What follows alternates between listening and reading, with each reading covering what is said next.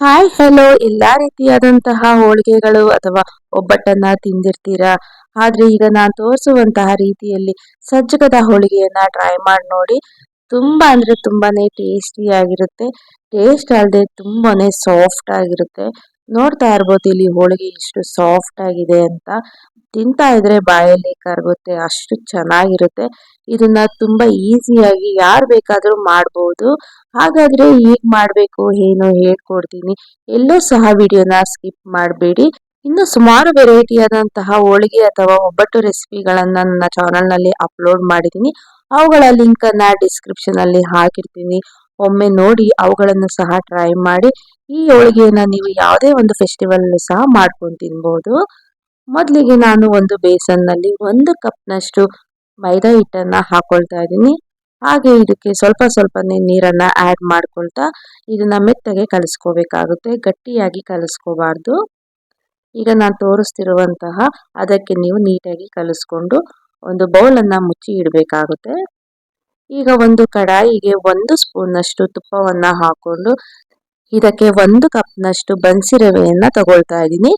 ನಾವು ಉಪ್ಪಿಟ್ಟೆಲ್ಲ ಮಾಡ್ತೀವಲ್ಲ ಆ ಬನ್ಸಿ ರವೆಯನ್ನ ತಗೊಳ್ತಾ ಇದ್ದೀವಿ. ಮೀಡಿಯಂ ರವೆ ಅಲ್ಲ, ಇದು ಸ್ವಲ್ಪ ಕಲರ್ ಯೆಲ್ಲೋಯಿಶ್ ಬ್ರೌನಿಶ್ ಕಲರ್ ಇರುತ್ತೆ. ಅದನ್ನ ತಗೊಳ್ತಾ ಇದ್ದೀನಿ ಬನ್ಸಿ ರವೆಯನ್ನ.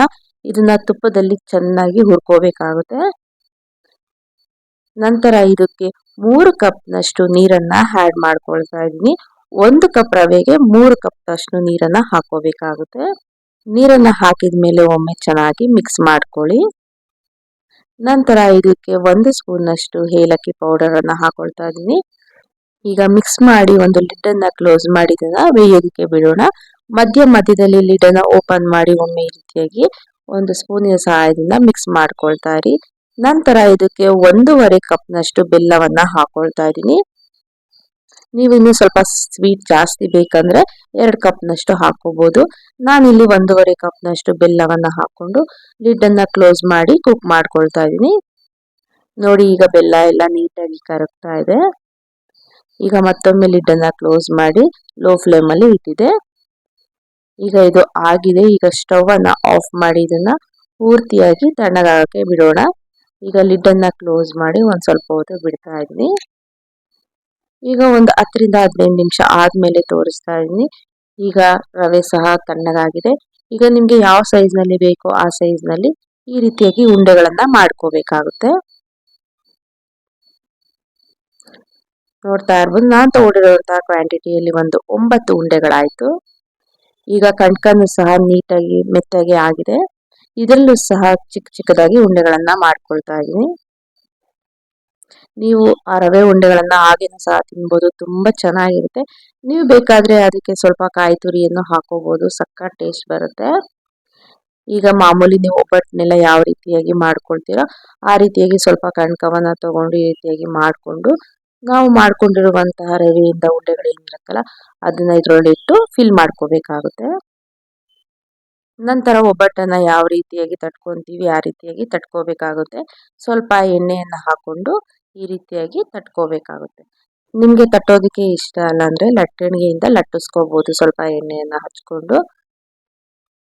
ತುಂಬಾ ಚೆನ್ನಾಗಿ ಬರುತ್ತೆ. ನೋಡ್ತಾ ಇರ್ಬೋದು ಎಷ್ಟು ಚೆನ್ನಾಗಿ ಬಂದಿದೆ ಅಂತ. ಈ ರೀತಿಯಾಗಿ ತವ ಮೇಲೆ ಹಾಕಿ ಮೇಲೆ ಸ್ವಲ್ಪ ಎಣ್ಣೆ ಅಥವಾ ತುಪ್ಪವನ್ನು ಹಾಕೊಂಡು 2 ಕಡೆನೂ ಚೆನ್ನಾಗಿ ಬೇಯಿಸ್ಕೋಬೇಕಾಗುತ್ತೆ.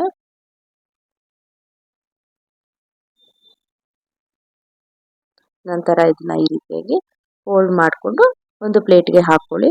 ಇದೇ ರೀತಿಯಾಗಿ ನಾನು ಎಲ್ಲಾ ಹೋಳಿಗೆಗಳನ್ನು ಸಹ ಮಾಡ್ಕೊಳ್ತಾ ಇದ್ದೀನಿ. ನೋಡಿದ್ರಲ್ಲ, ಇಲ್ಲ ಎಷ್ಟು ತೆಳ್ಳಗೆ ಬೇಕೋ ಅಷ್ಟು ತೆಳ್ಳಗೆ ನೀವು ತಟ್ಕೋಬಹುದು. ನಂತರ ಅದೇ ಪ್ರೊಸೀಜರ್ ಅಲ್ಲಿ ಸೇಮ್ ನಾವು ತವ ಮೇಲೆ ಹಾಕೊಂಡು ಮೇಲೆ ತುಪ್ಪ ಅಥವಾ ಎಣ್ಣೆಯನ್ನು ಹಾಕೊಂಡು ಈ ರೀತಿಯಾಗಿ 2 ಸೈಡ್ ಚೆನ್ನಾಗಿ ಬೇಯಿಸ್ಕೋಬೇಕಾಗುತ್ತೆ.